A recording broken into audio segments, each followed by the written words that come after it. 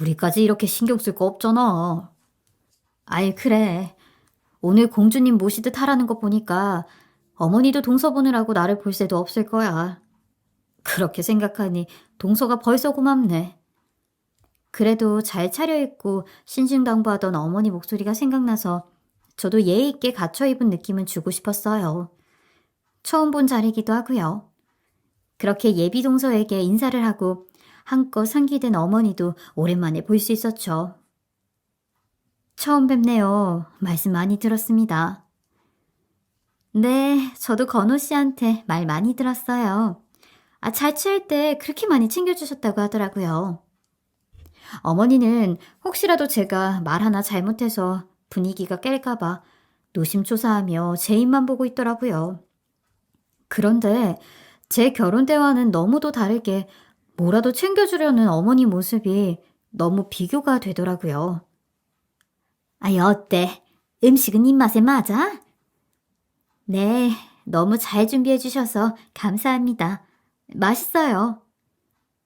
아유, 먹는 것도 어쩜 저렇게 고와. 피부과 의사 되려면 피부가 좋아야 손님이 보고 오잖니. 그래서 그런지 정말 피부가 백옥이다. 하얀 구슬 같아. 아니에요. 저도 많이 탄 거예요. 피부만 봐도 그냥 빛이 나는 게 부모님이 얼마나 널 귀하게 키웠을지 보인다. 그게 어른 눈에는 보이거든. 아유, 저 피부는 얼마를 줘야 살 수 있을까? 감사합니다. 아이고, 맞다.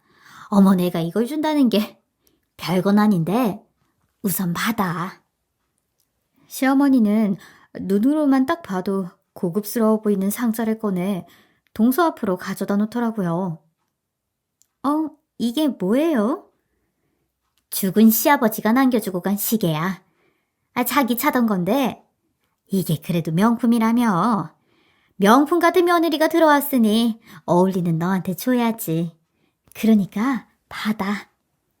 저한텐 아무것도 주고받지 말자며 단호하게 끊어내던 그 모습이 생각나 보고 있는데도 속이 뒤집히는 심정이었죠. 그리고 남편도 미안한지 고개만 받고 밥을 먹고 있는데 계속 전화가 걸려오더라고요. 그래서 제가 눈치를 주면서 나가서 받고 와. 저 잠시만 실례하겠습니다. 그리고 어머니도 긴장했는지 화장실을 다녀오겠다며 남편 뒤를 따라 나가더군요. 저는 동서와 단둘이 앉아있다 보니 어머니가 전화로 얘기한 것처럼 좋은 부분을 이야기해달란 부탁이 생각나 속은 끓었지만 그래도 이야기를 꺼냈죠. 도련님도 참 말수가 없어요. 저희 남편도 그러거든요. 그래도 진중하고 좋은 면이 더 많아요. 어머니도 그렇게 유난스럽게 굴고 피곤한 성격은 아니니까 걱정하는 일 크게 없으실 거예요. 혹시라도 뭐 힘든 것 있으면 서로 같이 해나가면 되니까요. 형님이 계셔서 참 든든하네요. 차분하게 이야기를 주고받고 있는데 어머니가 빨갛게 달아오른 얼굴로 들어와 앉더니 저를 노려보더군요. 네 남편은 갔어. 부동산 간다고. 네. 그리고는 동서에게 질문을 하더라고요. 너희 신혼집은 어쩔 생각이야? 생각 중인데 병원 위치 보고 결정하려고요. 다른 병원으로 갈 수도 있을 것 같아서 뭐 개원할 수도 있고 아직 아무것도 결정된 게 없어요. 그래? 내가 혼자 지내다 보니까 마음처럼 넉넉하게 해주질 못해. 정말 면목 없어. 근데 아주 큰 집이어도 아파트 한 30평대면 어떠니? 네가 살던 집에 비하면 방 하나밖에 안 되지만 그래, 정 안 되면 여기에 짐이든 네 옷이든 두고 써. 아니다. 서재로 쓰면 어때? 그래도 집에서 하는 것보단 집중도 잘 되고 좋을 거야. 아파트를요? 당연하지. 우리 집 귀한 며느리인데 내가 해줄게. 갑자기 어머니가 무슨 돈으로 아파트를 해준다는 건지 저도 영문을 몰라 벙찐 얼굴로 보고 있는데 그 말을 하고 나더니 갑자기 자리를 정리하더라고요. 그리고 동서가 간 걸 확인하자마자 저를 노려보더니 집을 샀다면서 앙큼한 게 나를 속여? 안 그래도 들을 참이었는데 오늘은 동서 만나는 자리니까 저도 기다리고 있었어요. 웃기고 있네. 언제 네가 말을 하려고 했어? 내가 화장실 가는 길에 네 남편 부동산하고 전화하는 말 듣고 나서 알았다. 내가 가만히 두고 지켜만 보니까 웃음냐? 돈만 주면 아무 간섭 안 하니까 무시해? 아니에요. 왜 그러세요, 어머니? 너한테 그런 집이 무슨 필요가 있는데. 없이 살아서 단칸방에서 지내는 게 너한테 딱 맞아. 네 부모님이 그랬다면서 분수 알고 살라고. 왜 송충이가 갑자기 탈락의 좋은 아파트에서 살 생각을 해? 그런 건 살아본 사람이 사는 게 맞아. 너 지금 사는 집도 과분하다. 내 아들이 마련한 거 아니냐, 그것도. 저희 15년 동안 둘이 피땀 흘려 모은 거예요. 네 동서 서재로 쓰게 그 아파트 내놔. 네? 그게 무슨 억지예요. 넌 아무 데서나 자고 뒹굴어도 되는 몸이지만 네 동서는 의사야, 의사. 모르겠어? 좋은 말 할 때 줘. 네? 그럼 아까 한 말이 이사갈 아파트를 주겠다고 한 게 이거예요? 어머니, 상의 한마디도 없이 어떻게 그런 말씀을 하실 수 있어요? 상의? 너까지 거랑 상의를 왜 해? 그럼 그게 어머니 건가요? 그러니까 주라고 지금 상의하잖아. 됐냐? 어머니 말에 정말 기가 차서 한숨밖에 안 나오더군요. 한평생을 남편하고 기를 쓰고 모아서 마련한 그 집을 어떻게 한순간에 이렇게 홀랑 가져갈 수가 있어요. 정말 날강도 같은 짓이잖아요. 심지어 서재로 쓰라면서 그걸 자기 것처럼 준다고 말한 어머니 태도에 저도 너무 화가 났죠. 어머니, 적당히 하세요. 말이 되는 소리를 하셔야죠. 거긴 어머니 집은 하나도 없어요. 눈으로 직접 봐도 모르겠냐? 피부 때깔부터 다른 거. 너처럼 천하게 자란 건 역 앞에서 신문지 깔고 자도 잘만 자. 근데 네 동서는 다르지. 지금 양보해서 아파트 주고 나중에 네 동서가 고맙다고 뭐라도 하나 주면 그냥 그거나 받아먹고 살아. 그게 훨씬 낫다. 아니요. 저희는 지금처럼 저희가 모은 걸로 살게요. 동서 덕볼 생각 없어요. 네가 그런 집이 왜 필요하냐? 이유나 들어보자. 그게 이유가 필요해요? 우리 힘 모아서 우리 명의로 된 집에 살겠다는데 대체 무슨 이유가 필요한데요? 누우면 현관인지 화장실인지 아무 구분도 없는 좁아터진 거지 같은 집구석에서 나고 자란 게 이제와 무슨 명의? 분수에 맞게 살아라. 어떻게 어머님 그게 그렇게 한마디로 쉬워요? 저희는 그 집 얻으려고 평생을 모았어요. 근데 그런 걸 어떻게 바로 내놓으라고 하시냐고요. 아니요, 저 죽어도 못 줘요. 뭐? 이게 맨몸으로 와서 빚진 건 생각 안 하고? 어머니도 해주신 거 없잖아요. 제가 결혼할 때 100원도 안 보태주신 분이 어머니예요. 뭐야? 그 입 안 닫아? 사실이잖아요. 그 순간 어머니와 서로 말다툼을 넘어 아예 몸싸움까지 하는 지경에 이르렀는데 제 머리채를 잡으려는 시어머니 손을 본 순간 제가 먼저 시어머니 머리채를 잡아버렸죠. 안 나? 너한텐 계집도 사치야. 식당 안에서 한참 실랑이를 벌이고 있는데 갑자기 문이 열리더니 한 여자가 들어오더군요. 저는 식당 직원이라고 생각하고 정신을 차렸는데 갑자기 그분이 어머니를 보더니 뺨을 사정없이 후려치더군요. 그러더니 제가 잡고 있던 머리채를 본인이 다시 잡아 흔들었죠. 이 여우 같은 게 여기 있었네. 너 누구야? 어? 내가 누구냐고? 나 땡땡 피부과 원장 부인이다.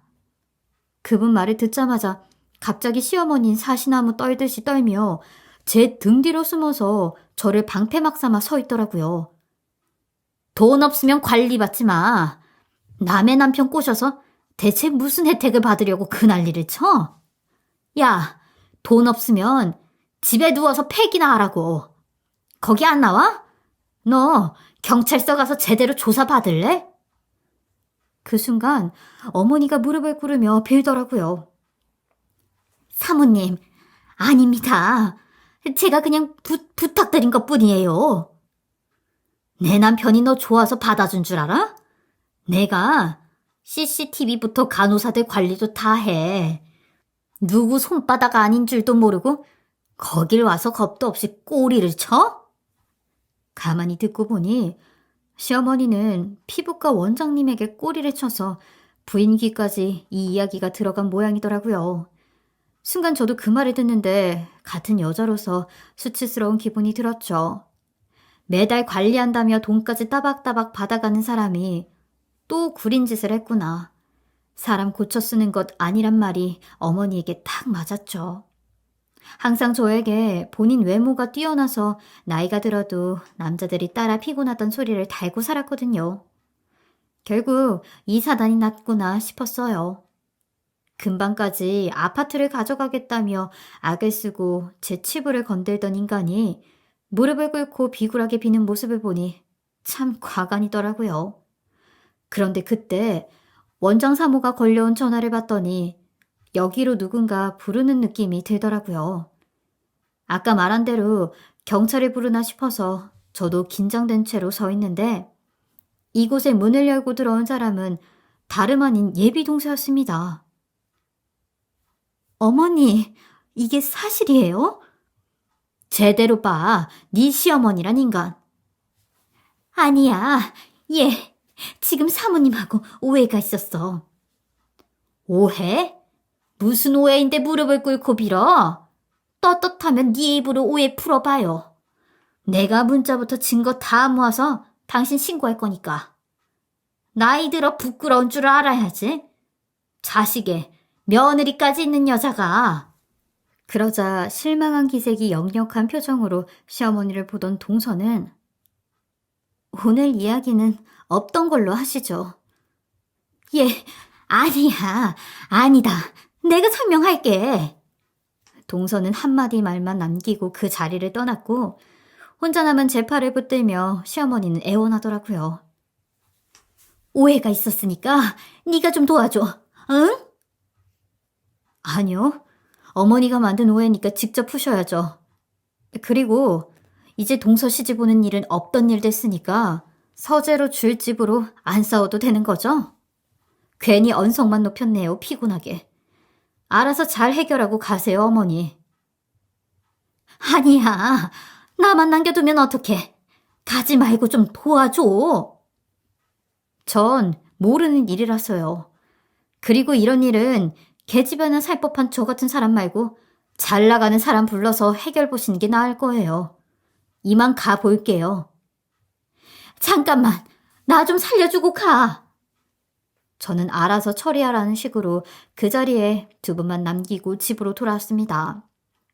아무리 위기에 처했어도 시어머니가 제게 내뱉은 그 말은 돌이킬 수가 없더라고요. 비수처럼 하나하나 다 꽂혀 있었죠.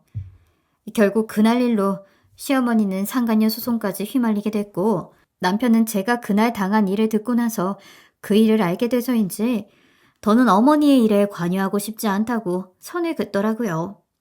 그리고 저도 남편에게 단호하게 뜻을 말했죠. 언제라도 우리 걸 아무렇지 않게 갖고 갈 뿐이야. 그냥 더 더러운 꼴 보기 전에 정리하는 게 좋겠어. 나중에라도 당신이 어머니 다시 본다고 하면 나는 당신하고 사는 문제까지 생각해 볼 것 같아. 확실히 결정한 거지? 그랬더니 말없이 고개를 끄덕이더라고요. 그렇게 우리는 새로운 보금자리에서 아무 걱정 없이 잘 지내게 됐어요. 하마터면 시어머니 때문에 사는 내내 괴로울 뻔했는데 다행히 그 악몽이 빠르게 해결이 됐네요. 마치 그날 시어머니를 벌주러 온 저승사자 같은 느낌의 원장 사모는 동서하고도 잘 아는 사이였다고 하더라고요. 하필 같은 피부과라 교수님으로 잘 알던 관계였는데 그 사이에서 이런 일이 벌어지니 순식간에 문제가 더 커진 거겠죠. 어떻게든 숨겨서 의사동서 얻어보려던 시어머니는 큰 꿈도 수포가 되었고 아들 인생뿐 아니라 본인 인생마저 동네 얼굴도 못 들고 다닐 정도로 먹칠이 됐죠. 그 모든 게 본인이 한 짓이라는 게 더 무섭더라고요. 저도 이번 일을 겪으면서 아무리 다른 사람으로 치장하려 해도 결국 사람 본성은 어디선가 다 알게 돼 있다는 걸 깨달았어요. 그러니 누구에게만 다른 모습으로 만들려 애쓰기보다 진짜 좋은 성품을 잘 만드는 게 중요하겠죠. 어디서든 떳떳할 수 있도록요. 저도 그런 사람이 되기 위해 아들과 남편에게 최소한 부끄러운 엄마, 아내는 되지 않으려고 합니다. 저에게 잘 산다는 것의 의미가 이젠 번듯한 집 한 채가 아니라 진짜 좋은 품격을 갖추는 거란 생각으로 바뀌게 되었어요. 어머니가 상처도 많이 줬지만 인생에 더할 나위 없이 좋은 교훈 하나 얻게 해주셨네요. 그걸로 그냥 털어내려고요. 저의 긴 이야기 들어주셔서 감사합니다.